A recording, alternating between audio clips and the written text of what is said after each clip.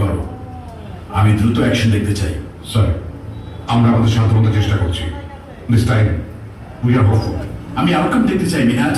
Sir, যে কোনো মূল্যে হোক এই অপারেশন আমরা সাকসেসফুল করবই। In that case I need unconstitutional authority.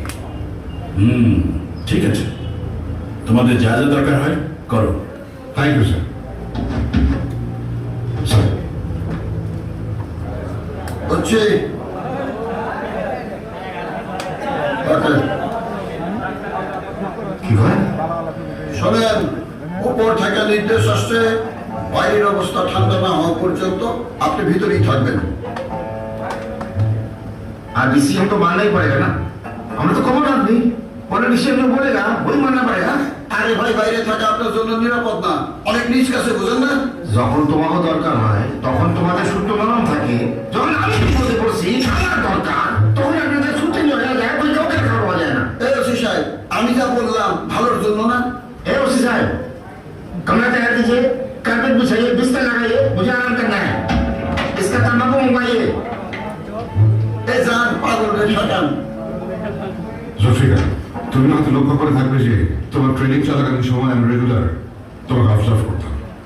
আমি তখন শিওর হয়েছি যে এই মিশনকে লিড করার যোগ্যতা তোমার আছে। Thank you sir, I am really honoured.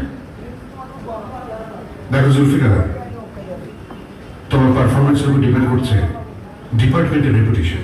Sir, Zulfikar, আমি জানি প্রিন্স যুগের পরবর্তী অন্য তোমার ছোট ভাই। জেনারেশনের একটা কে?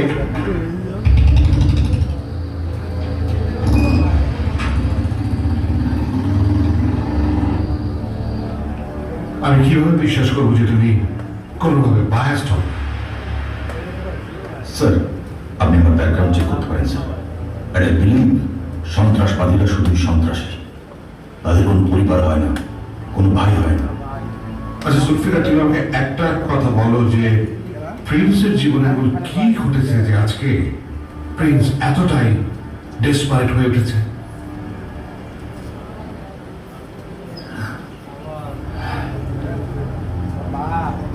স্যার আসলে আমরা একটি ছিমছাম মধ্যবিত্ত পরিবারে বড় হয়ে উঠেছি।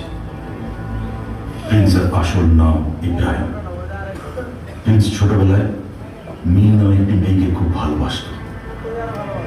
ওই এলাকারই একজন প্রভাবশালী ছেলে মিলির ভালোবাসা না পেয়ে তাকে অ্যাসিড ছুঁড়ে মারে,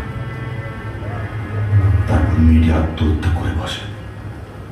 আর এই ঘটনাটি